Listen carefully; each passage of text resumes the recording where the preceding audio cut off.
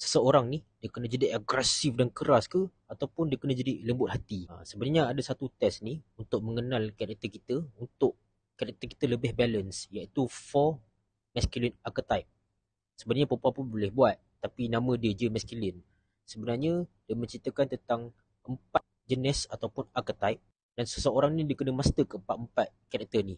4 karakter dia adalah king, yang ni benda tentang leadership lah.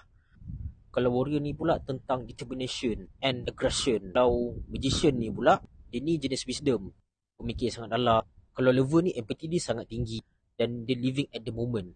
Dan teori ni mengajar bahawa kita kena power keempat-empat ni supaya kita balance dan lebih matang.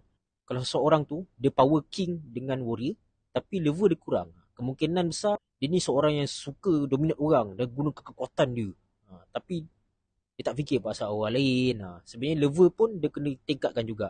Sama juga kalau seseorang tu level dia tinggi tapi king dia kurang, warrior dia kurang, magician dia kurang. Maksudnya dia jenis faham orang. Tapi dia ni jenis submissive. Dia ni bila kena bully tak lawan orang balik. Dan dia ni kurang arif. So seseorang ni dia kena power keempat-empat ni supaya hidup dia lebih balance dan lebih matang.